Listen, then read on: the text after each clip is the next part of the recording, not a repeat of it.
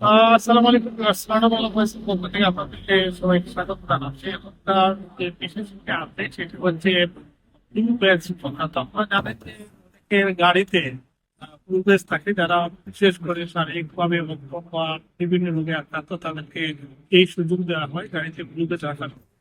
ব্রিটেনে 20টি গাড়ির মধ্যে একটিতে ব্লুটুথ থাকে, আর আরেকটি হচ্ছে এই ব্লুটুথকে নিয়ে জালিয়াতি হচ্ছে। প্রতি 5টি গাড়ির মধ্যে একটি গাড়ির এই ব্লুটুথ সংক্রান্ত জালিয়াতি ঘটে থাকে।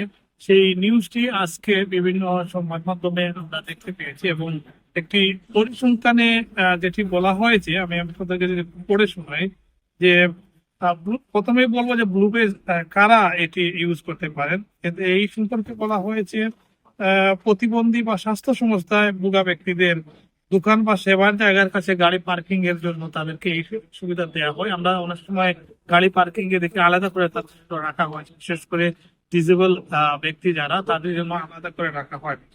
ডিপার্টমেন্ট ফর ট্রান্সপোর্টের তথ্য অনুযায়ী গত 31শে মার্চ পর্যন্ত ইংল্যান্ডে 3.7 মিলিয়ন ব্লু বেজ ইস্যু করা হয়েছে, যা আগের বছরের তুলনায় 8% বৃদ্ধি পেয়েছে।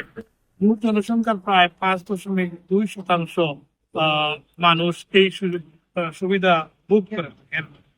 2019 সালে যে নিয়ম পরিবর্তন করা হয়েছিল, মানে এখানে যে সমস্ত রোগীরা এই সুযোগ পান তাদের মধ্যে রয়েছে পার্কিনসন্স রোগ, ডিমেনশিয়া, এপিলেপসি ধরনের রোগ।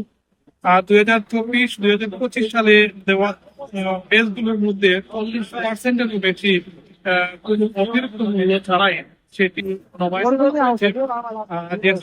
যে সমস্ত সুযোগ সুবিধা পান গাড়ির মালিকেরা, অনেক জায়গায় free parking, single O double লাইনে সর্বোচ্চ 3 ঘন্টা পার্কিং সুবিধা পেয়ে থাকেন। আর লন্ডন কনজেকশন চার্জ আপনারা জানেন যে 18 পাউন্ড দৈনিক, সেই 18 পাউন্ডটা দিকে দিতে হয় না, কম বেশ অনেক জায়গায় হয়ে থাকে।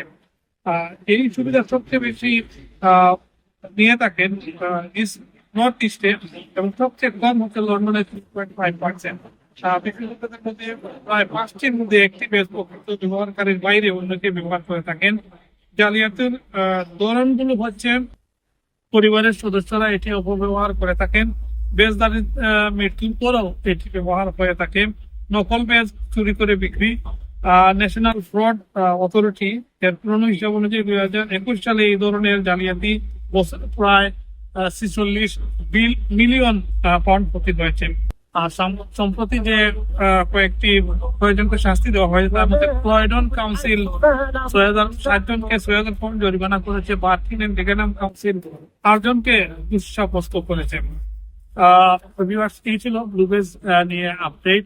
বিশেষ করে যারা প্রকৃতপক্ষে ব্লুবেজ দাঁড়িয়ে যারা সুবিধা পাওয়ার কথা, অনেকেই তাদের এই সুবিধা মিস ইউজ করে থাকে, জালিয়াতি করে থাকেন। সেটি বন্দী সরকার নিবে বলে জানিয়েছে। ধন্যবাদ।